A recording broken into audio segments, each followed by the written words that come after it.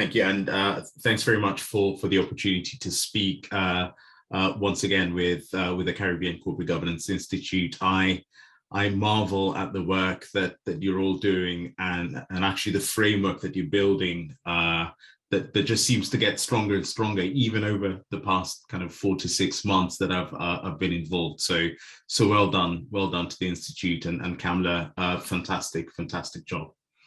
So by way of background, as Brendan has summarized, I'm a fully rehabilitated lawyer. I always say I've gone through all the necessary transformation that I need to have in order to get to where I am. I've specialized in corporate governance as an area of focus, and I've operated both at subsidiary level, working for New York headquartered financial services organizations, as well as head office in terms of working with premium listed UK companies that have big global subsidiary footprints as well. So Brennan, would you like me to dive straight in and run through, just share some of my foundational perspectives? Yeah, that would be great, John. Perfect. Great. So I'll share experience. ESG is now my kind of area of focus, if you like. That's an area that I've been very much focused on over the past 3 to 5 years, and we're seeing a seismic shift. So when I started out my career as a lawyer advising London headquartered organizations with regard to global business and subsidiary operation was largely focused on transactions. So subsidiaries were effectively set up to pursue a particular strategy, and the relationship was one of capital and specific transactions, which were effectively defined at group level. As we've gone through a number of quite largely publicized corporate failings, we've seen the prominence of subsidiary governance in effect coming through. In fact, I dare say that, and I say this without any statistics to back it up actually, but I say a lot of the corporate failings that have happened have actually originated from a material subsidiary within a group, as opposed to coming from the parent, which is essentially there to access capital markets in effect. Or a holding company within an unlisted context, as it is.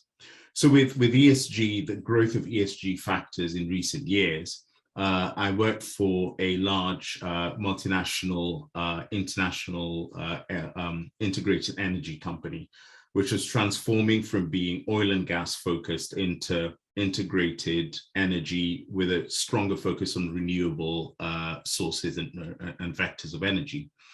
And we started the journey there by actually asking ourselves why the organization exists. So corporate purpose within the context of ESG. And it was fairly easy for a group of 10, 11 people in a room in central London to sit and deliberate about the merits and demerits of a particular corporate purpose. But very quickly, what we realized was 49% of the group's profit was effectively generated in the US, just taking that as an example. 49% of group's profit was generated in the US from a group of fairly significant subsidiaries that owned quite significant assets in the US as well. So what that then led us to see is in effect, strategy could be set by that group of people sat in a boardroom in central London. But very quickly, that group of people needed to be able to rely on an equally effective group of people sat across the Atlantic in terms of overseeing the overall business. So the purpose statement was set, and that was then followed by quite rigorous engagement with very open feedback and dialogue between the group board and major subsidiary boards that effectively operated across the Atlantic in the US, We also had a big operation in Trinidad as well, in terms of extractive industries in Trinidad. We also engaged the Caribbean group quite significantly, as well as the Middle Eastern group as well. And each of those engagements just flagged the importance of having a strong and solid subsidiary governance framework and subsidiary boards in place. So thinking back 20 plus years, when in effect everything was transactional, there was a real debate and exchange of ideas as to how a corporate purpose which was formulated in a boardroom in London could then be applied in different contexts across subsidiaries that operate in different parts of the world, with different cultures and different areas of focus as well. We succeeded in that. We were able to put in place a newly stated corporate purpose, which extended into renewable vectors. We were then able to redefine strategy, which included pivoting away from traditional oil and gas.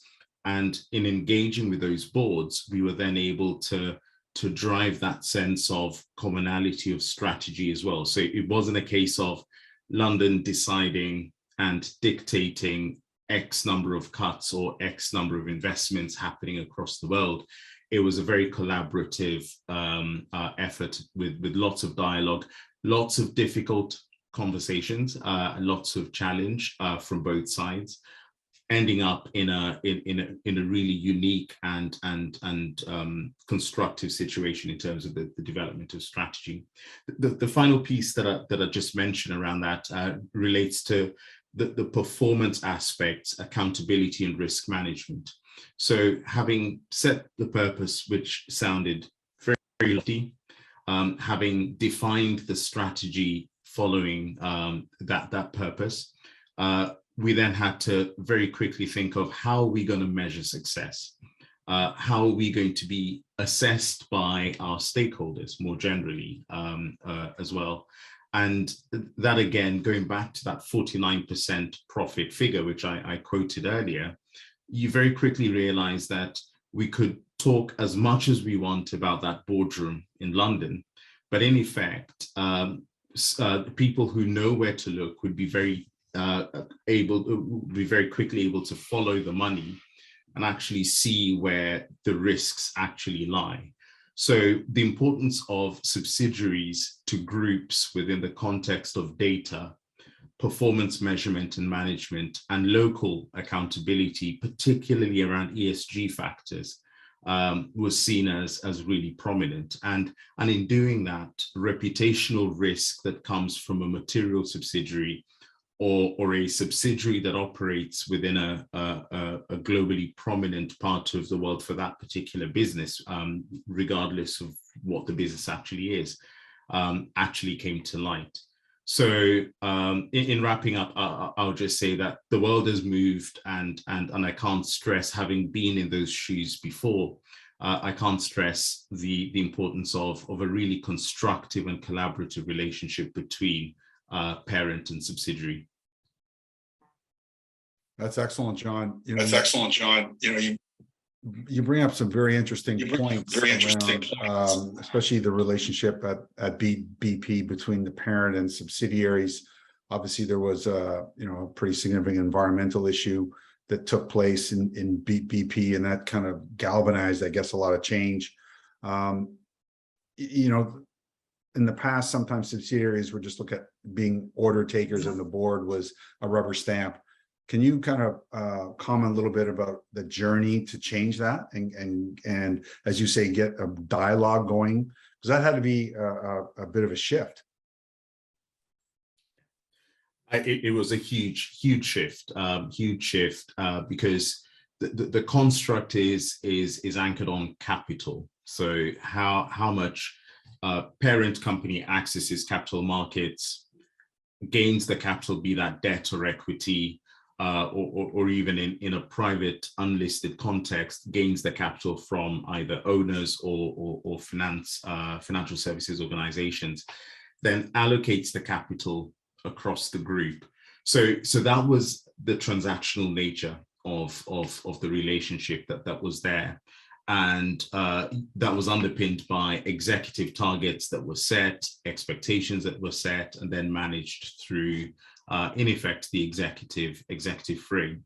But what very quickly happened, and if we took BP as an example, traveling slightly further back to beyond the setting of the purpose, we have the Deepwater Horizon incident, again, which happened not in a boardroom in London, actually happened right across the Atlantic. And the impacts of that shook the very foundations of the organization right through to the boardroom. So that was the genesis of a recognition within the organization that actually we need to do things differently. We need to look at our risk management differently. We need to, we get all these wonderful reports at each quarterly board meeting, but how is this actually connected to things on the ground? And where that landed was dialogue and access. So that happened in two ways. One, given the size of the organization, a lot of the business wasn't run by the board. The business was actually effectively run by a very senior and experienced executive who in turn had regional areas of focus as well. So that was the starting point, reconnecting the head office executive and the regional executives to make sure that there's ongoing day-to-day dialogue with early warning indicators of any issues that may arise, and issues that go beyond capital. So culture became a very big area of focus, which is effectively reported right up the group, and overseen by the executive. But then we reconnected that executive group across the Atlantic, for example, with the board. And how did we do that? We ensured that the senior executives from the large operating subsidiaries in the US would show up at the board, would show up at board dinners as well. So a very small thing, but would show up at board dinners where they could have informal, unminuted discussions on what was actually going on the ground, which then built interpersonal relationships between board members and the executive, which enabled them to be able to pick up the phone and support each other. So whereas there was strong accountability, there was also a strong sense of support between executive and board. And that's actually how the success started. That's the open dialogue where subsidiary board members would feel comfortable raising challenges with the group board, and would feel heard, or would actually understand if the outcome of a discussion was not quite what they would have wanted it to be, they'd be able to understand the merits upon which the group board were needed to make a decision, in effect. So ultimately, it's about people, it's about culture, and it's about how the two groups interact and share information. Excellent case study on what happened and how to move forward after, as you say, an incident that shook the foundations of the enterprise. So, you know, to be able to see where it is now versus where it was, that's a huge journey, and you know, a great lesson for a lot of companies, you know, to take on board. So really appreciate that, John. Let me introduce Alasdair Rowe for our next panelist, who will kind of talk about his experiences as well. Alasdair is the product of the global insurance and reinsurance industries. Today, he uses value-based insurance design to improve consumer quality, especially in healthcare, and captures the sustainable savings developed in various insurance vehicles.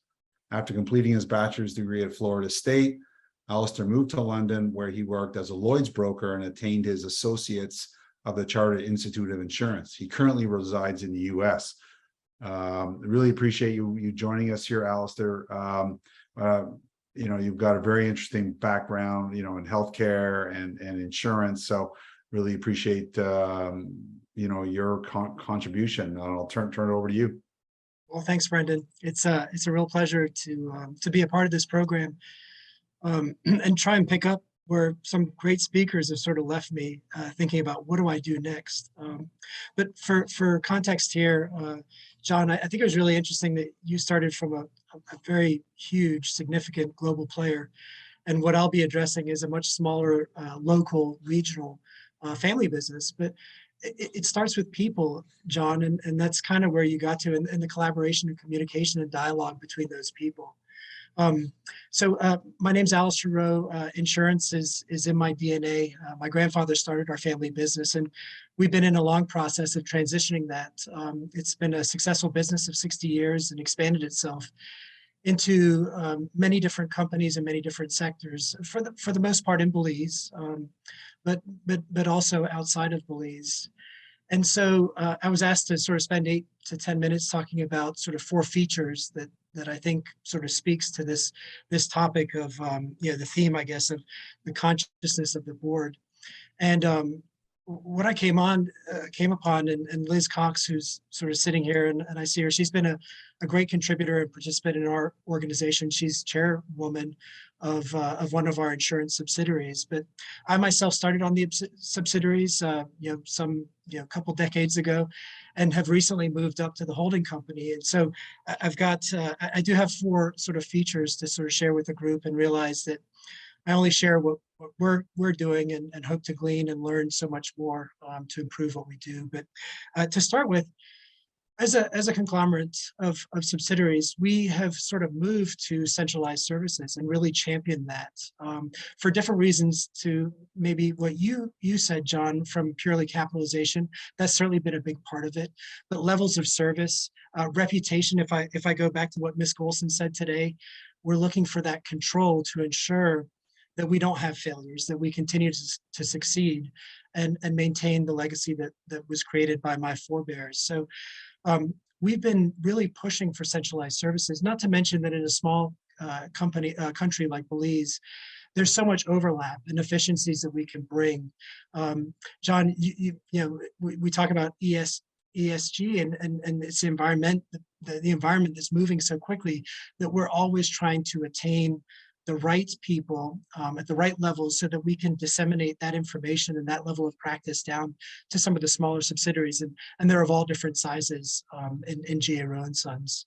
So I start with, we've moved to this centralized services where we feel that we can find incredible people, dynamic people that can bring and filter down levels of service, levels of ingenuity, movements in service development across all of our industries. So that's really why we've been pushed to centralized services. But with that, and so we have a committee structure that's sort of shared across the group. For example, human resource, we have a committee that we've got executives within that department, but we use the committee structure to bring that up to the boards of all of group and then all the subsidiaries, to try and sort of meet each subsidiary where they're at and offer them improvements in services where we can, and that consolidation of services to bring about better value for less cost. So I start from that perspective, and then I'll move quickly on to an initiative that we started at the beginning of this year. It had been postponed for 2 years because of COVID, and we couldn't get together. But we one of our colors is purple, and so we've had for maybe 20 years this dedicated purple shirt that we use as an identifier to someone who has completed a leadership course within the group. And so we set out to start this leadership program. We did it during COVID. Well, just at the end of COVID, we were fully prepared, and using mediums like this, we were able to gather up the group over six different sessions. And in each session, our theme was to leave aside, actually, it started with all the group managers, subsidiary managers were all invited to identify key individuals that they wanted to participate in Purple Shirts. And Purple Shirts was sort of set to really cater to that middle to senior management individual. And we wanted to bring their intelligence quotient, their IQ, into the program and leave that at the door and really focus on the emotional side of things. And I think, John, listening to you, it sort of beats home, what we were trying to do is to engage them socially, to allow them to collaborate, to communicate, to realize that to being successful wasn't just simply a goal, but there was a lot of work and steps that needed to be achieved in order to do that. So we brought the group together, and I think the point that I wanted to talk about was payment, and that collaboration and integration between holding company and subsidiaries, is that we decided that the holding company would bear the cost of the whole program, with the exception of the bonus that we are offering to each participant. That bonus was borne by that subsidiary company. And of subsidiaries, we have active subsidiaries of probably numbering over 14. We had 8 subsidiaries participate. The larger ones had, the biggest one had 6 participants in the program. And of course, they bore the biggest cost because they were paying 6 times the bonus. And then some of our smaller ones didn't even have a participant. But in any case, we bore the total cost, and only the cost of that bonus to the participant was borne by that subsidiary, that smaller subsidiary.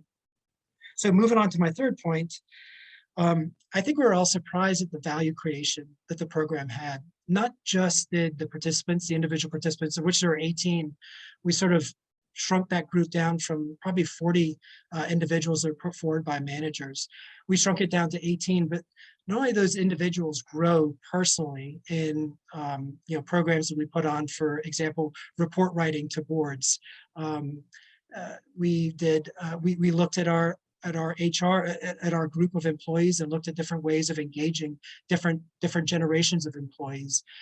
Not only did our individual participants grow, but we did this organically. We brought together our own leaders. Liz Cox, for example, she led 2 of our sessions, and to see our own leaders, people who are holding positions of chairwoman, but also of general directors, of CEO, COO, to see them light up and illuminate this group and really engage this group on their feelings and their belief of how communication appropriately happens from everywhere all the way up to the senior people, and their commitment to work as a team to help one another, I think was really, really extraordinary. So we got so much more value for our expenditures here, because we really engaged the leadership throughout the organization.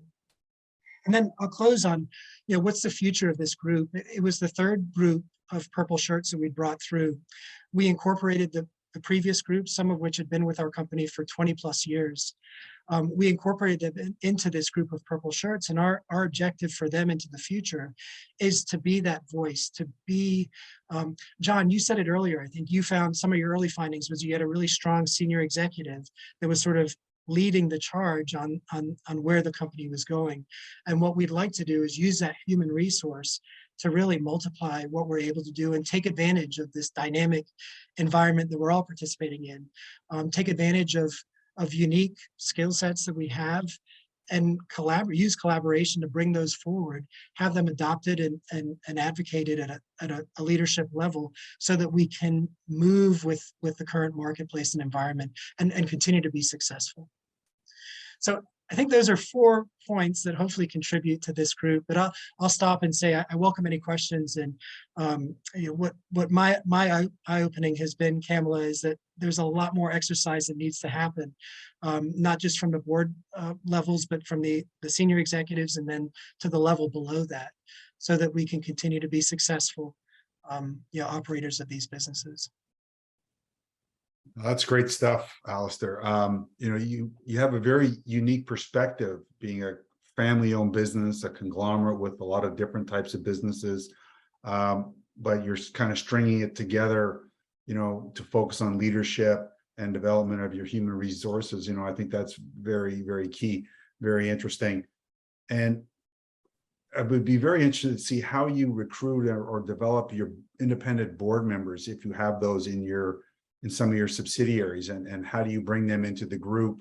How do you identify the right kind? How do you onboard them? How do you train them a little bit so they support what you're trying to do at the subsidiary level, to be aligned with what you're doing at the parent level? If you can expand a little bit on that, I think that might be really interesting.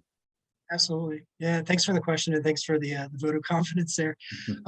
We're big believers in independent directors, frankly, as a family business, and it's split pretty evenly across a second generation. And we're in the move now to the third generation. You just have that dynamic, that family dynamic. And so we use independent directors to really have those difficult discussions, to say time out, to call BS, and to say, look, let's really think about this. I think the key point to your question, though, is it's level setting. It's about getting all directors, whether you're independent or an owner. We have executive directors also, who may not be owners, but in any case, level setting everybody. So everybody knows exactly what the charge is, what the articles say we're supposed to be doing. Our group is probably somewhat unique in that we're board managed groups, although we use managing directors and we use CEOs and COOs, but there's a lot of discretion and sort of directorship, obligations left to our directors. So establishing really good communication, report writing, understanding exactly what's happening on a monthly basis. We have all of those. Testing, if you will, directors for their individual contributions.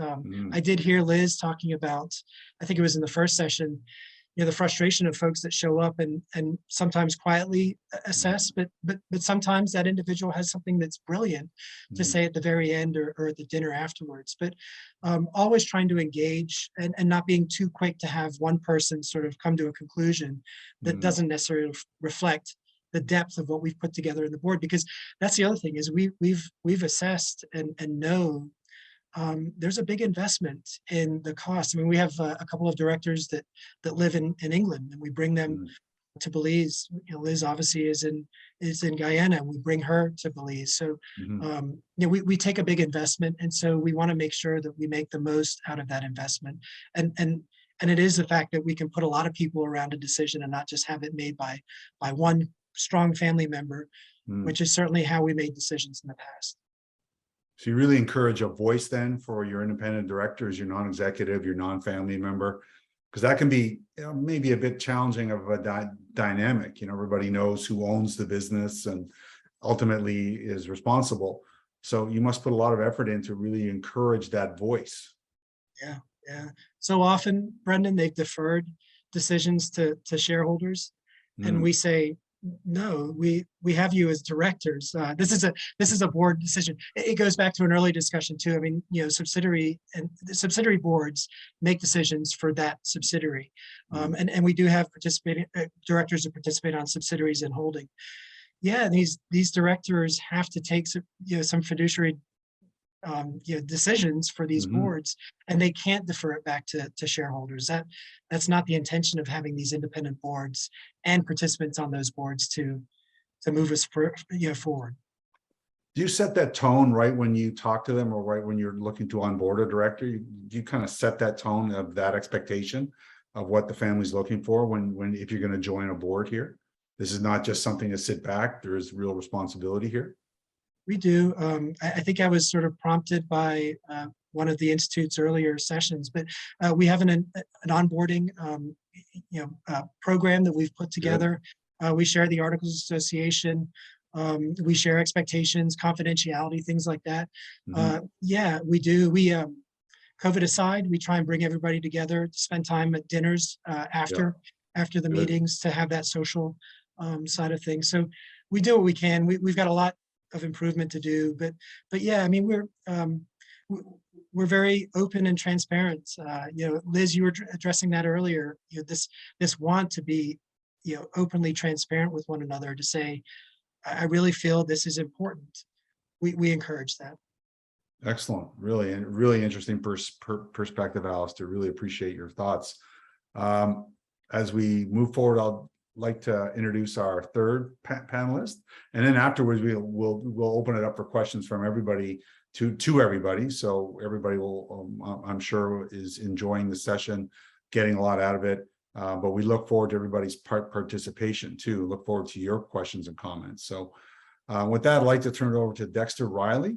Dexter is the CEO of Unipet and has over 25 years experience of industrial expertise in oil and gas, international trading, and manufacturing. Mr. Raleigh is a graduate of Andrews University in the US, where he was awarded an MBA in International Marketing and Finance. He read for his BSc in Mechanical Engineering at UWI. So Dexter, I'll turn it over to you. Thank you, Brandon. Congratulations to the Caribbean Corporate Governance Institute on hosting another successful and thought-provoking annual conference, Governance Week. Thanks for inviting me and UNIPED to share our thoughts on the theme Subsidiary Parent Board Relations. In considering this theme, I reflected on the question, what drives a company to create a subsidiary rather than a department? The decision may be prompted by legal requirements, taxation, location, skill sets, market demand, and any number of drivers. What is important is that once the decision is made, we have an obligation to ensure that the relationships are aligned with the vision and conflict is minimized. My contribution is based on my experience as a practitioner, not as an academic. There are 3 lessons which I wish to share with you. These lessons have all been learned as a passionate student of UHK, the University of Hard Knocks. My first lesson is that governance is not an event. It is an ongoing process intended to nurture an environment within which people can maximize their performance and achieve growth, profitability, and sustainability for the group of companies. There are things to be done every day, like compliance issues, asset management, attracting and keeping the best talent. The point I am making is that the systems, processes, and procedures which have been agreed upon and communicated will ensure that the right environment is nurtured and developed for optimum performance. But none of these things will matter if the vision is not clear. So whether it is the parent company or the subsidiary, clarity of vision will ensure that workflows and processes across business units are aligned. Technology will continue to allow us to routinize activities, therefore freeing up the space and the time necessary for us to deal with the human issues which confront us. My second lesson recognizes the power of the round table discussion. To address decision-making in organizational life, we often talk about roundtable discussions without fully appreciating that it provides a safe opportunity for diverse opinions to be contemplated and blended into the best way forward. There's always competing demand for limited resources among subsidiaries. If this perennial challenge is not processed objectively, then economic value may not be secured. In fact, strategic value can be destroyed. Therefore, allocation of scarce resources should be based on sound analysis and inclusive decision-making by a team of rivals whose single goal is to select the strongest business case. This approach will cultivate the trust amongst colleagues, which in turn will boost organizational efficiency and ultimately optimize the use of resources across the group of companies. Trust is an integral part of good corporate governance. At UNIPED, we have learned that there is a magic in the air when there is a high level of trust. We have experienced how trust helped our company get through tough times and how it helped us make quantum leaps in good times. However, building trust is not an overnight process. People must believe you will do what you say, you will finish what you started, and you will hold yourself accountable to the team. Trust requires that the rules be applied consistently, and where there are exceptions and explanations communicated in a respectful and timely manner. I like to say to my team that I could forgive incompetence because we all have areas of weakness. And once we are willing to learn from our mistakes, it will get better. But I have no empathy for ill intent or dishonesty, because that is an integral, ingrained value which requires deep surgery.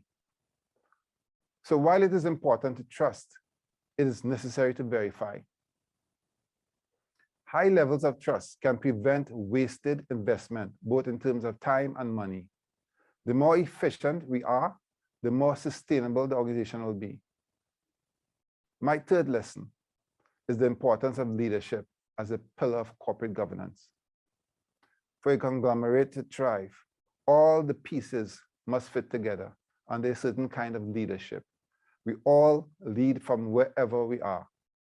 And it is this understanding that creates the kind of alchemy which aligns a subsidiary with a parent company.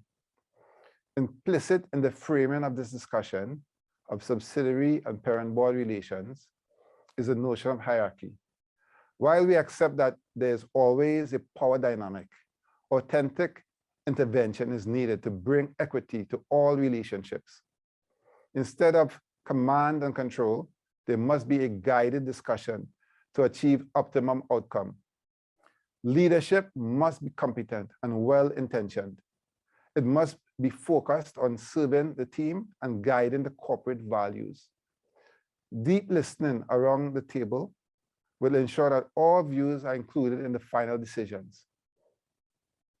Understanding and acceptance is necessary for persons to promote an idea which they may have initially not supported. Leaders at all levels must be guided by the collective goal and roadmap, while being sensitive to the fact that there are different routes to achieving business aspirations. Successful companies understand that equity will only be achieved when there's inclusion of diverse ideas. Leaders at all levels of the organization are ultimately responsible for building a positive and respectful culture that values people and is based on a notion of collaboration and teamwork. My ultimate goal as a leader is to continue to build a sustainable organization for the next generation of leaders, is to facilitate their development in a way that their talent exceeds that of my generation. Sustainability is about enabling the organization to pass the baton, but caution, the baton must be in exceptional condition. Permit me to summarize the 3 lessons which I have embraced as a graduate of UHK, the University of Hard Knocks. Governance is a process, not an action. Roundtable discussions facilitate collaboration and teamwork. And most importantly, leaders exist at all levels of the organization. In closing, let me restate the biblical story. It was not raining when Noah built the ark, but instead, when Noah built the ark, he was planning for uncharted and unexpected future. Subsidiaries or parent boards, we all must plan for the unexpected. The marketplace will change. Machinery will change. Technology will change.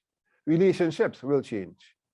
What will sustain us is our ability to anticipate change, to maintain a team which is ethical, to be inclusive, and to create a culture which nurtures leaders at all levels. Thank you, Brandon. That was excellent, Dexter. Really appreciate your comments. I'll ask you a couple of questions, but just for everybody, we can take questions directly from you, or if you'd like, you can put them in the chat and I can read them off. So it's up to you. Dexter, really appreciate it. Very, very enlightening. It really caught me how you spoke a lot about trust and a lot about values. And that can be challenging sometimes to move those values throughout the entire organization from parent to subsidiary, like some of the stuff we talked about with Alasdair and John. Can you comment a little bit how you do it at Unipet? How are you able to get that values, that trust throughout the organization? You know, because that's really, as you say, the fundamentals to your success. Brandon, very good question. And I think that's corporate values is the heart of corporate governance. And at Unipet, we don't move the values through the organization. We pull it towards leadership. Mm-hmm. We at our strategic 5-year planning cycles, we get a wide cross-section of the staff involved. In fact, sometimes we have groups, 90 people divided in groups. And together we formulate those corporate values. And then we adopt them. We debate them, we edit, and we agree them. but they're not from the top. Mm. So the other thing that's important that we have learned and have benefited tremendously over the last couple of years, and we had some very difficult times given the nature of our business, because we're in the middle of an energy transition as an energy service company in downstream, is that every time we have a meeting, Brendan, every meeting, every day, we discuss our values. We call it a UQuest moment. And that's the abbreviation for our values: to be unique, to be quality, ethical, safe, and one team. And what we do is that we share observations of demonstration of our values amongst our peers and even with visitors or with customers. And we cite when it is done well, so we could learn. And we also respectfully comment when they weren't embraced. So therefore, our values, that's something that it's a tool that we use. It's something that widely known and familiar with the staff across the organization. And again, like I talked about with Alasdair, when you onboard new directors, are you very explicit with this so that they understand what the organization expects of them? Yes, we had that induction process, and where we have the opportunity to discuss with them and have their interpretation of the values and their own views in terms of what they observe and where we need to focus to bring that fresh perspective. That's excellent, excellent. Very enlightening. Why don't we open the floor then, Kamala, to questions from anybody else or my fellow panelists who would like to question each other. That's great as well. Really, I think we can all benefit from a dialogue. There's a lot of really good issues were raised here. Really interesting how there's some commonality around values, around communication, around trust. So I think those are really important things. Also, some commonalities around bringing on directors and onboarding them in a proper way, not just kind of having them show up at a board meeting and kind of learn as they go. That process of bringing people on board, laying out expectations, laying out the requirements for engagement, sharing the values and the expectations. So I think those are really great lessons of how conglomerates or corporate boards can work very closely and develop that synergy and alignment with their subsidiaries, so everybody's moving in the right direction, underpinned by good values. So I think those are great things. So I'm not sure if there's any questions in the chat. I don't see any yet. Maybe I'll open up the floor then to my fellow panelists if you guys would like to add anything else or have any questions amongst each other. Brendan, I have to ask you, obviously you've served in the role of chair of boards and currently in your consulting capacity that's pan-Caribbean, even Latin America, I believe. But maybe you could provide some comments too. Dexter and John, you guys were incredible. You laid out so much. I think it's just perfectly laid out. And I guess one question is, well, how do you maintain? You communicate values, and Dexter, you shared a really good point about opening meetings with reciting those values and how you've met or not met them. But how do you maintain that level of activity amongst a group of hundreds to thousands of employees? Dexter, maybe you can jump in on that. I know you talked a little bit about opening meetings or that value issue is always there front and center. Maybe expand a little bit on that, because I think that was really unique. A lot of us, you get busy and you kind of skip over those things, and and compromises get made, and sometimes the values aren't being lived. So maybe you can share a little on that. So for us, values are a compass, and as opposed to trying to live the values, where we lack procedures, we use values, and that what binds us. So we use it as a compass as opposed to something that we're trying to live, and by using it as a tool, we live it. And they are built into our procedures and our systems. So when we if we have an incident and we put in a procedure in place, or if we develop in a new area, a new function, that is factored into how we design. And if we don't have those procedures and processes, then because we speak about it on a daily basis, because we have it posted across the organization, people use it to navigate situations that are new or difficult, or and sometimes they get it wrong. But we never scold people for that. What we do is to say, what did we learn? And do we need to revise the values to cater for something we missed? So, and that's how we approach it. That's great. That's a great points there. As Alasdair mentioned, I have about 35 years experience in financial services. I work with Scotiabank around the world, in Canada, 10 years in the Caribbean, 10 years in Asia. And I was vice chair of a board in Thailand, where I lived for 5 years. And the bank had a 49% ownership of a bank in Thailand. So it was quite interesting because we didn't control that organization, but we had heavily amount of influence. And a lot of where we influence is through the value side of it. Some core values where you don't compromise, no matter what the financial cost, short term. And sometimes those are difficult. There's sometimes an easier way to do something. But you start to compromise those values, and you lose who you are. As you say, your compass is pointing you in a direction to go. And it was very important. As I was the most senior of the Scotiabank people who were working in that organization, I had to represent the values at the board level with my fellow directors, and that was something that was a bedrock for us, that guided us in every decision that we made.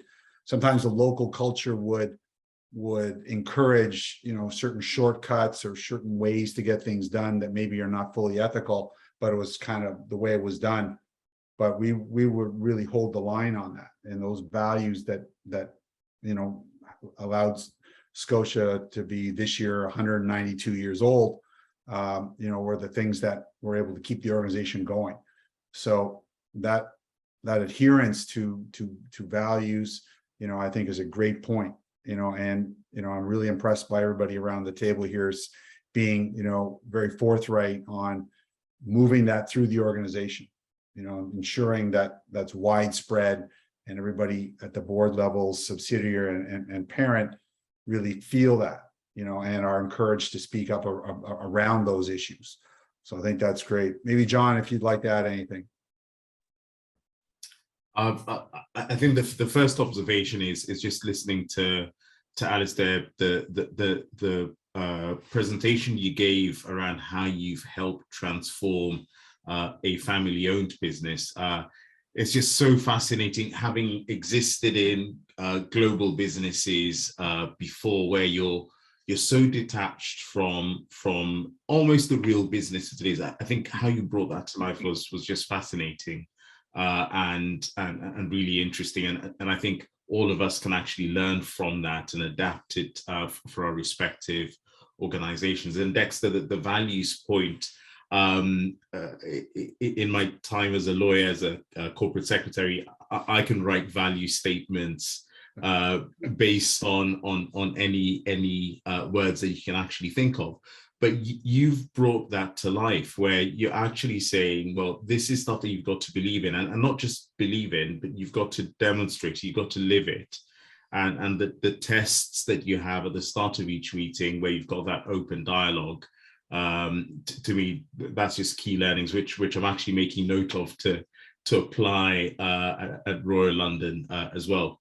But taking a step back from all of it, I think in the UK at the moment, we're talking about culture a lot at the moment. And I think listening to the discussion so far, I think culture just brings to life the whole concept of adhering to a set of values, understanding each one's part within a wider ecosystem, having that openness and responsibility towards each other as well, be that through a leadership development program or through that roundtable aspect of discussion as it is. So from my perspective, I think all the points that have been raised apply as much in a global, huge multinational context as it does in a local and regional family business as well, which is just fascinating.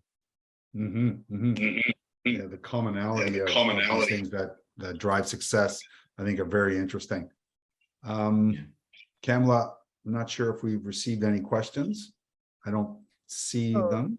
There isn't any on the chat right now, but I am pretty sure. I think our chairman wants to comment. I have two questions, one for each Alasdair and Dexter. Alasdair, in the context of a family business, what you usually find is that the patriarch or the matriarch, whatever they say goes, and the pivot, if you will, from the personality to the principle, where you're operating based on principle, you're operating based on very clear, let's call it a meritocratic type operation. How have you had, and I'm going to ask both questions, and so don't answer it yet. How have you managed that transition, and was it a problem? And I suspect the leader is going to be important in that regard. So I consult with a number of family businesses, and in a number of cases, the second generation say, well, dad said so, that's it. You know, and I said, well, is it consistent with your principles? Did you have a conversation and a discussion? And was the decision based on meritocratic principles? So that's for you. And in the case of Dexter, as Brendan said and John said, I can write value statements till the cows come home, but value statements mean nothing unless they result in the right behaviors. The question for Dexter is, do your people uphold the values, and do they confront team members who are not living the values? Because for me, that's where the rubber hits the road. If one of the team members sees a behavior that is not consistent with the values, are they prepared to confront the miscreant in a respectful and kind way, but in a way that it will teach them that this is not who Unipet is, and here is why. So I would leave those questions for you two gentlemen. Thank you, Mr. Romano. I'll answer it in the order it was given. Really good, and obviously you've got insight with other family businesses. G.A. Rowe & Son stands for Gordon Archer Rowe, and I think so he approached it very differently. He had 4 sons that are all shareholders and have had and have less of a role as they retire. And I think one of maybe the big differences from other family businesses with us is that we've intentionally gone at the want to transcend the business through generations. So there's been a lot of time and effort deployed in succession management. I myself, joining boards, I've never been an executive with the group, but I've been on boards for over 15 years. And so there's been this intentional need and want to bring along the business and transcend it. So I think it starts there. And then I talked about the role of independent directors, extremely important to us. I've got lots of friends who are in family businesses themselves. And yes, often the decision is made by one and transferred through and simply just signed off at the end. We very much want to have a roundtable collaborative discussion about the decisions we make. We want to make as little mistakes as possible. And so we try and bring the right characters to our board and disciplines to our board so that we can make good decisions. So hopefully that helps. And there's no guarantee, of course. Every day is very different, and we know the winds that are sort of in our faces. But but I think if I may add too that, you know, we started talking about the relationship between board and subsidiary and holding company boards, and I think it's brilliant because where we've gone, and Dexter is going to take us even further in that, is that it's how do you appropriately communicate and you know, move the collaborative movement towards success from the smallest man or woman in the whole organization from a board perspective. You've got to galvanize everybody in that same motion forward. And I think it's brilliant how we started by just the two board discussions, but really what we're trying to accomplish here is right down to the individual. That's great, Alasdair. Really appreciate your comments, and makes a lot of sense. And very good question, Nigel. Really appreciate that. Liz has her hand up, and I know this probably is very close to you, Liz. So maybe you can add in here and join with us. Sure. I certainly wish to add in to what Alasdair has said. And I know, I mean, Alasdair is speaking from kind of like an owner perspective. I can speak from an independent director perspective. And basically, I remember last year when I did the presentation on the RF&G Life Insurance Company and my own association with the Rowe family, I think it came out almost like a model for a textbook. I always remember Kamala telling me that it came out like a model. But I can tell you, the life company and the general company, most of the directors don't even reside in Belize. And the person who recruited me was Alasdair's father, Brian. I think I mentioned that yesterday. Yeah, he recruited me, and he is really very serious about persons bringing value to the table. Because I remember having a very early conversation with him, and there was one director who came to meetings, said nothing, and he tells me in my ears that night at dinner, Liz, you got to get off the board. He's not really adding any value. And I thought, wow, okay. Because I mean, I've been on other boards, I've been on other family-owned companies' boards, and people just smooth along, not giving, doesn't have a conviction, doesn't bring anything to the table. But I can tell you, the Rowe Group has a philosophy that I really, truly admire. And I'm not saying this because Alice is here. I would not have been on the board so long had it not been for that. But they have a philosophy where they expect directors to bring value to the table. They would like directors to bring value. They would like to be challenged. They want to, the hard questions must be asked by the independent directors. And I think that is where the difference lies with some other family businesses, where the stronger voice, the more vocal voice, the stronger personality takes over the whole show. And so you really don't get the independency of directors itself. So I can kind of support what Alasdair said, because I think it's very true, and it's costly. Because I often used to tell Brian, I said, Brian, it costs almost $2,000 to get me to Belize. Plus you have to pay my accommodation in Miami, plus you have to pay my accommodation in Belize. I can just do this on Zoom. No, Liz, you got to be here. You got to be here because you're going around the company. You're seeing what is happening in the company. Yeah. You can give me some additional inputs to grow that company. And I mean, I've grown with the company personally because I started with the company when they had just bought. It was a small company. I think 4 employees. We now have 44 employees, and was able to acquire 3 companies along the way. So it is growing. We still have a far way to go, but we are growing. So thank you. I think it's a great point. And what really comes out there is, the utilization of independent directors or non-family member directors to bring perspective and to challenge and to help the decision-making process. What we see a lot is, the regulator puts in a rule that you have to have 3 independent directors. So they go and find 3, but really don't engage and don't support those directors and don't really want to listen. They're doing it to tick a box. It's great to see, Alasdair's group not doing that. And you see, you see the success that has brought to the group. Obviously, many things have brought success, but, I'm sure the contribution of the board and the independent directors and an independent voice, has contributed, I would say, Alasdair, as you have mentioned. Yes, absolutely. In some cases, the regulator requires us to have just one related party on the board. So we've got to go out and find folks. But yeah, I mean, size of boards too, I think is important. And we tend to keep them, certainly less than 10. But yeah, I mean, it's a significant cost, as Liz has said, and we want that contribution. And I must say too, because Liz and I have these discussions all the time, people contribute in different ways. So again, it gets right back to the individual. You know, some people, they'll say something after the meeting or during the meetings. I mean, we don't just operate as directors, obviously during the board meetings, but Right.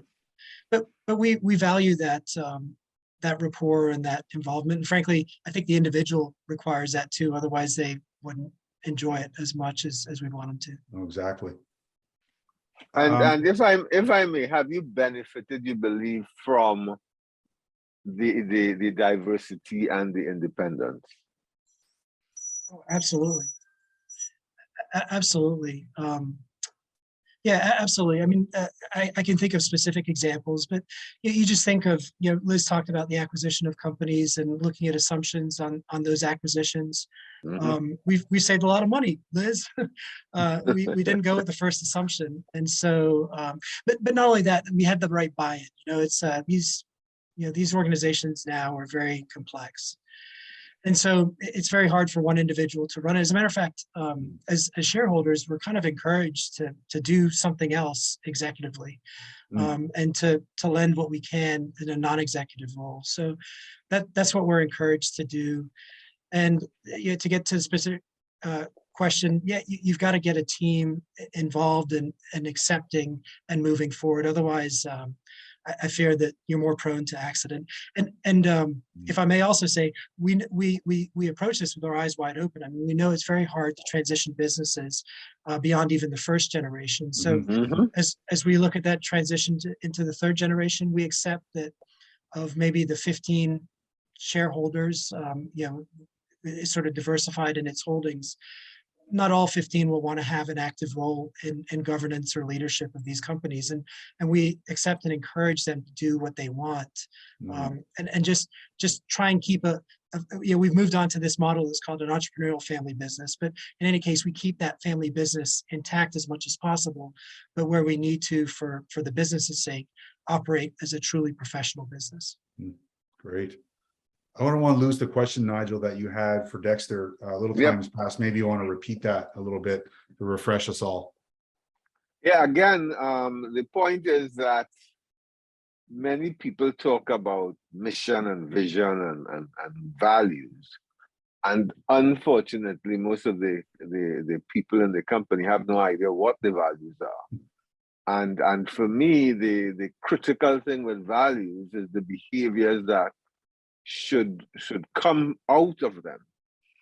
And I was listening recently, I can't remember the company, but very specifically, the person observed one employee coaching another employee, where that employee thought that the person being coached did not live up to the value of customer service. And basically saying, this is not who we are, we go beyond, we go and it was refreshing to see that person understood and was making sure that other people understood. So the question for Dexter, because there is a tension, there is always a tension between risk and trying to manage risk with rules, so that you stifle creativity or innovation. So you say, this is how we do it here. These are the rules, and this is what you need to follow. As opposed to, this is our purpose, these are our values, and we expect you to operate within the parameters of those values. And you may get it wrong, but if you understand the core values and the behaviors expected, you should be okay. So the question to you is, do your people, does the UNIPET team member, understand the 4 or 5 core values and the behaviors that are expected to be in line with those values? And are they willing to hold people accountable? Thanks because very for me, much. that's where the rubber hits the road.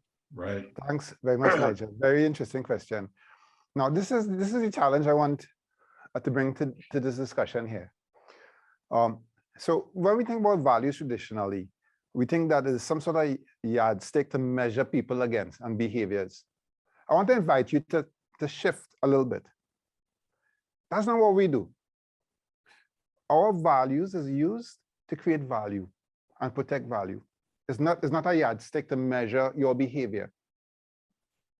And how do we do that? Well, firstly, as I said earlier, it's a roundtable issue in its fullness. What does that mean? It didn't come from one person. It didn't come from a leadership. It came from as a reflection of what the collective, everyone in the organization, all levels, wants us to aspire to be, and to see how we can use it to protect and create value. So that's the first issue. So the second important point is, and being a roundtable issue, is that when we talk in values, there's no hierarchy structure there, not when we designing it or when we discussing it. So what does that mean? Employees challenge me and other managers on, are we using the values? Are we reflecting the values in our decisions and our actions? So let me give you an example. And this not just happens when we discuss it at our meetings, which we do. At every meeting, we take a couple of minutes and discuss the demonstration of the values and whether it was done in a way that was consistent with our values or not. But it's also on the day-to-day issue, the strategic issue, whether it's internal strategic issue or external with a stakeholder. So if it is that we are actually designing a event, Christmas event, sports day, etc. Yeah. After we identify the key elements and meaning whoever's involved. Yeah, and I'm talking about something now where it's a cross-functional team, very much voluntary, etc. Our values, we have an acronym to remember it easily, right? So it's UQuest, right? The U represents unique innovation. In designing that event, any member will ask, after we have all the fundamentals, where's the innovation? How are we going to make it more exciting for the people? And is it innovation that people will enjoy, that the people we prepare in this event for? Would it benefit them? Would it protect them from something? So it's not just about measuring our behavior, but creating and protecting value in day-to-day planning events of an event. Strategically, when we do strategic planning, as I said, it is a company event. It's not something that a group of people do, because we don't spend a lot of time rolling out the event because the collective developed it. So they know it. They know what value we want to create and protect. They know what we need to do, or what they need to do, what they said needs to be done. And they know what budgets, because they figured it out, right? We just have a process of approval and control, so that if it is, they designing a store, yeah? A new store, location for a convenience store. Someone gonna ask, what, in terms of quality, have we really considered the customer experience? Are we living up to our mission of giving the customer ultimate experience? And how is that done? How is that being done? And that doesn't come from hierarchy. And it's easy to access that because you have an acronym, UQuest. So you know, you have to go and pull it up in some file or some book, because we all know it. And we use it to create and protect value, not to judge each other.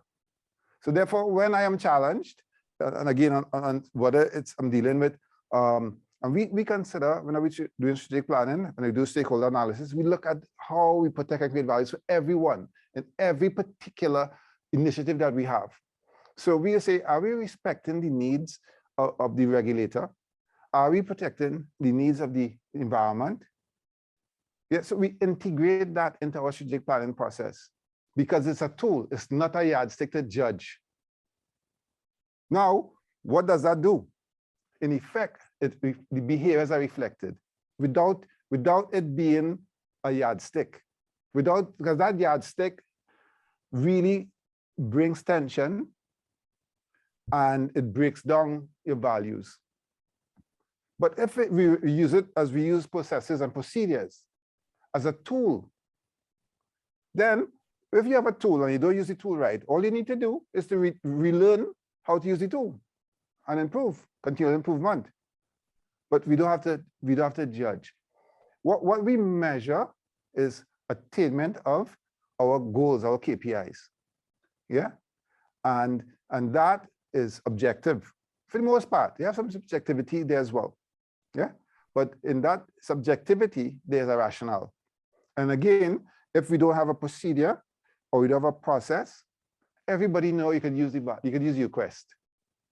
Yeah. And it's an interpretation that's continually evolving. So does it hit the road? Yes. And can anyone challenge the CEO, the chairman, or director on whether you're being safe? Yes. And in a way that, you feel comfortable because I know you just protected me. Or I know you just made an effort, an investment in creating value that we all said we want to create for some stakeholder group. So we play win-win when we're dealing externally and internally. We say, all right, how did we win? And how did the other stakeholder win? We want to understand that. We don't take that for granted. Yeah. And if we feel we won and the other person didn't win, we rethink it. Because when we both win, it's a long-term relationship. When we win and you lose, it's a short-term relationship. And that's how our values are integrated into what we do and who we are.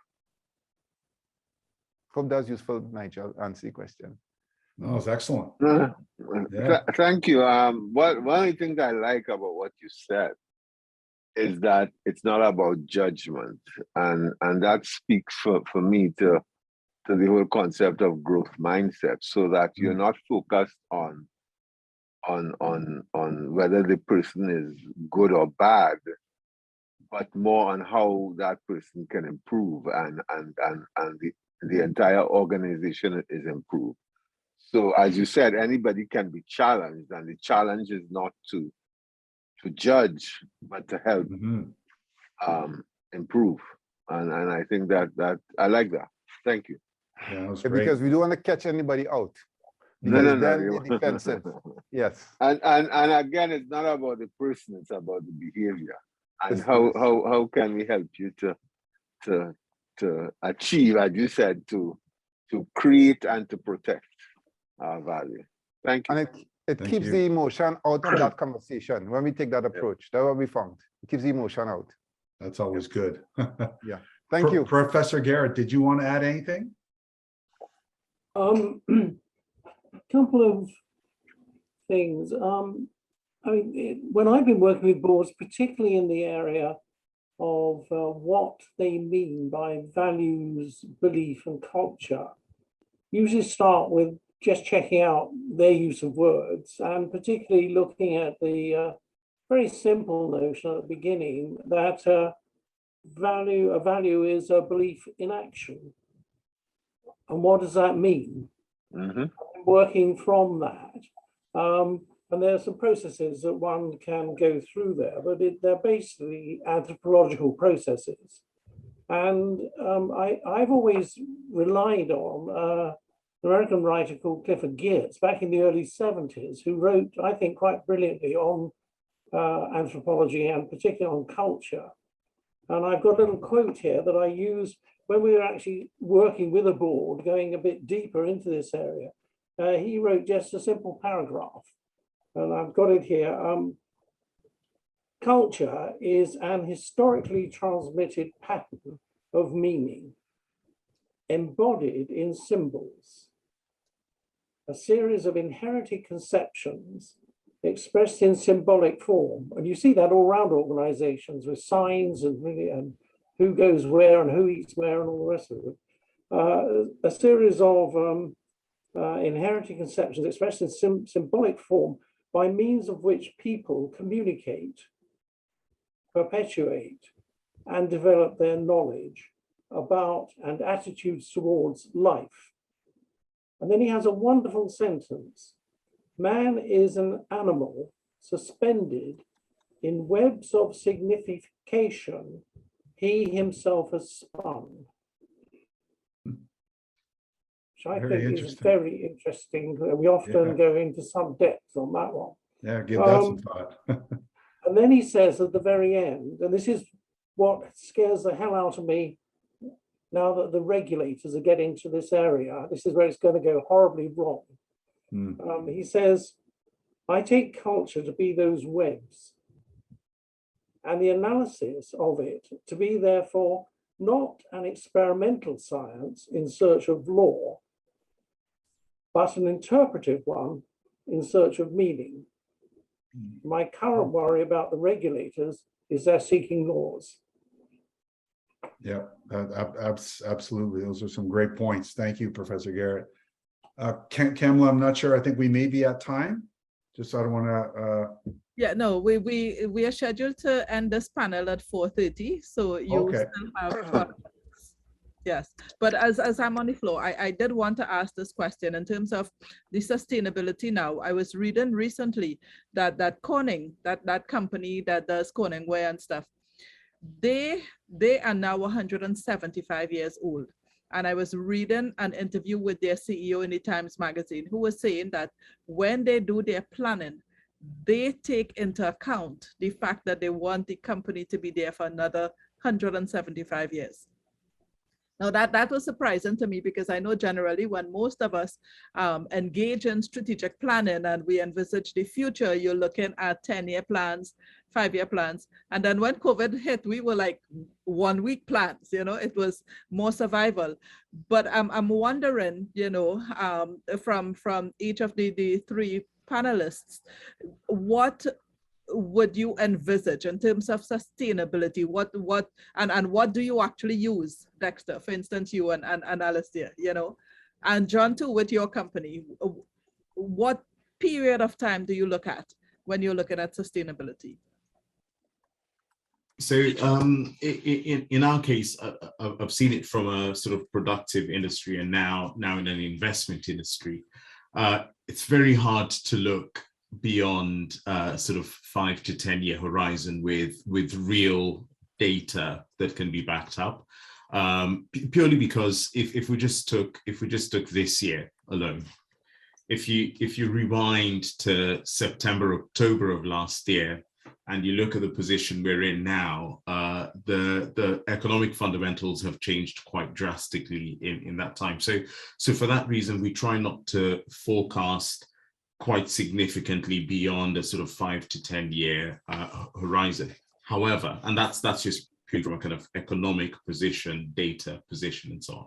However, what we're discussing here is in effect what we used to plan for much further into the future. So it's the behaviors, the values, the culture, the approach and way of working, which would ensure that the organization continues to exist. So I take BP as another example, which had existed for about 200 years, has done rather well from pure oil and gas, but the world is changing. So the organization recognizes that a focus on pure oil and gas, a focus on a business strategy that's anchored on those vectors, in effect, might be indicative that it won't be around 200 years from now if they continue down that path. So in our successive planning, and look at Royal London now in terms of investment and sustainable finance, in our future planning, it's based on what behaviors do we need to encourage, what skills do we need to bring into the organization to prepare us for that future. And once those minds are here, let them help us chart that way into that sort of next 200 years, or in the case of Royal London, the next 161 years. That's great. Kamala, it's the novice answer, but I mean, we've been around for 60 years, and I'd love to see G.A. Rowe & Sons be around for another 60 years. I was fortunate enough to be this week in Cologne, where I visited their cathedral that took 630 years to build. Now, it is the highest cathedral with 2 spires in Northern Europe, I think, but that was commitment to legacy. And so I say that with all honesty. I'd love to see the tradition of my grandfather and my family continue as a holding company for 60 years. I think it's much easier for us to say that. And I think in my mind, I mean, we've got 400, just over 400 employees now.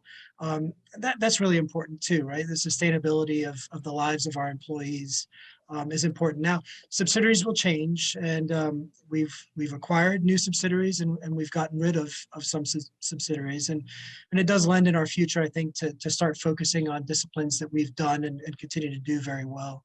So subsidiaries may be a little different, but certainly from a holding company, I'm in for another 60 years. I won't see it, of course, but nor did the guys who built the cathedral in Cologne. I mean, that's 630 years. I do everything possible to ensure that we lay the ground, the foundations. Dexter, you said it so eloquently before, but we take what we've inherited and we try and leave that wood pile higher for the next generation to grab and make better. Why 60? Why not 600? Oh, yes. So I also watched The House of Gucci, and what good is it? Like at some point, I suppose it is that culture, Professor Garrett. I've been a big fan of yours for a long time, but it is that culture and those tangible things like purple shirts, the color purple, things like that, and just the general pride of our country, Belize, of who we are and what we do. I don't know why I said 60 years, but if we could do another 60 years, that would be 120, and really a credit to my parents and my grandparents. Mm-hmm. For me, it's that foundation, and then you leave it for the ones who come after you to keep building on the foundation. But once the foundation, that purpose, those core values are strong, you can build that. You can go very high. So let's see. Hopefully, the world will be around in 600. True. Yeah. And Dexter, what language do you guys focus on? Sure. And that's a very interesting question. UNIPET started, while it wasn't a family business, it followed, it was very similar in terms of how it started in terms of a family approach. It was a collective of businessmen that got together to want to create a better service and a better experience for the customer. And it's 25 years old. And when I joined, I was lucky and very fortunate to have the opportunity to work with the person we identify as the founding father, the one who had the brainchild for UNIPET. A couple of years before he passed 2 years ago now. And before he passed, he had me and the management sit down and shared his vision for UNIPET. And the vision essentially is a energy and convenience services business that is focused on creating value and customer experience, the ultimate experience in the particular space we operate.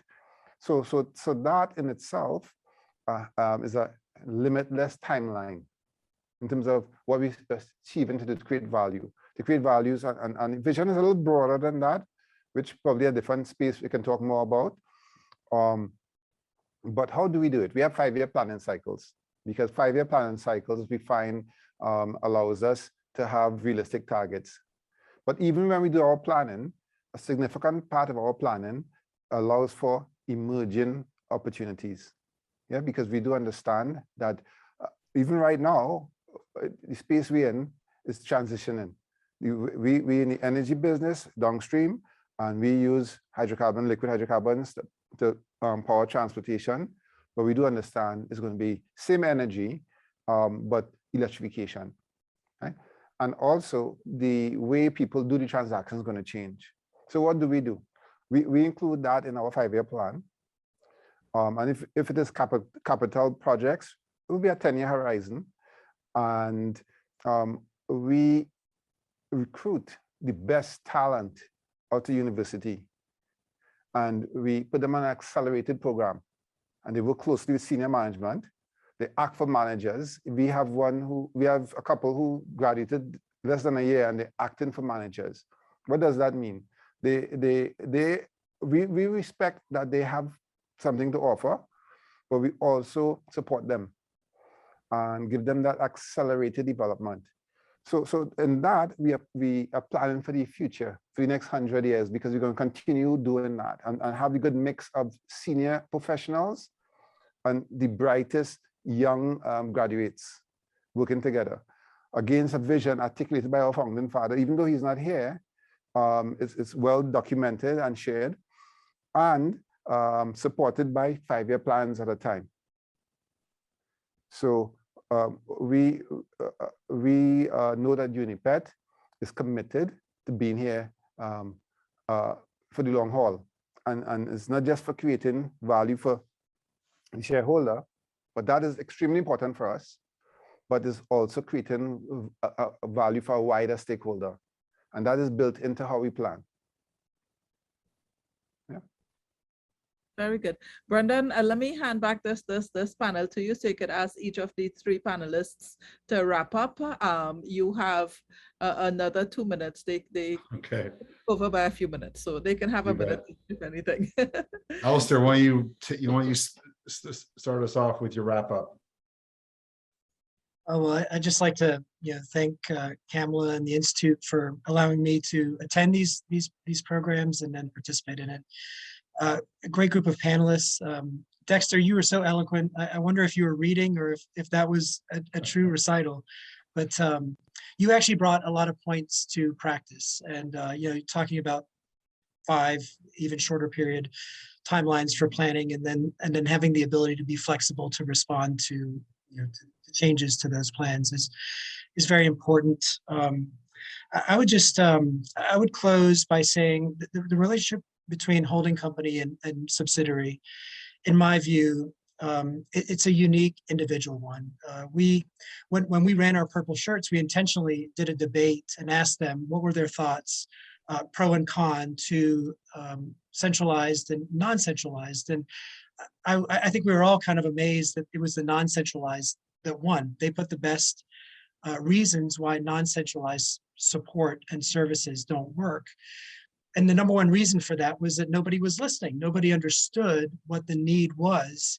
Many of them had put into place structures around digital marketing and things like that. Some of these are areas that are moving so quickly, and we wanted to help and support from a central perspective. They thought that we'd put it in and just tell them how to do it and not listen and take on board what they'd already created and established. So it was great that the antis won, but we understood exactly what they were saying. And I think that's at the heart of what we've talked about today. It's that unique individual communication, the ability to listen, take on board, and then react in a united fashion is so important to success in the future. That's my closing thought. And I thank everybody for their incredible thoughts today. Thanks, Alasdair. That was very, very, very good. John. Thanks, Brendan, and allow me to add my thanks to Alasdair for this opportunity. You wouldn't believe how much I've learned just by listening as well. So thank you, Alasdair and Dexter, for the fantastic pearls of wisdom that you've shared. I think, kind of reflecting on all the discussion over the past 90 minutes, I take away with me that the sense that this is a value-based game, if you like. The parent subsidiary relationship is based on common purpose, underpinned by common values, which then drive common direction, common execution, and lots of communication in between both groups as well. So putting that into practice is going to be a key challenge going forward. So thank you very much. Very, very well said, John. Always a challenge to put it into practice, for sure. But important to get moving and get started, right? So excellent. Dexter, we'll leave the closing words to you. Okay, thank you. I just want to say thank you to Kamala, to you, Brandon, John, Alasdair. It's been exciting, very interesting, and very beneficial. The key thing I wanted to say is that in terms of parent and subsidiary relationship, that's just a structure. It's really one team. Yeah. And once we identify that is one team, and the fact that we just have a structure because it's convenient to allow certain processes and functions to happen, then relationship is built around those values that are seamless, and that we are all equal, have an equal voice at the table. And that's how we get the best way forward. That's how we get the best way forward every time. Yeah, excellent. Well said. Well, thank you, everyone. Really appreciate everybody's contributions, and I really found the discussion to be excellent and wide ranging, but coming down to values. And I thought that was really interesting. That's the bedrock, the compass, if you will, to guide us. So really appreciate your contributions. Thank you so much for spending time with us this afternoon. And thank you everybody for your contributions. With that, Kamala, I'll turn it over to you.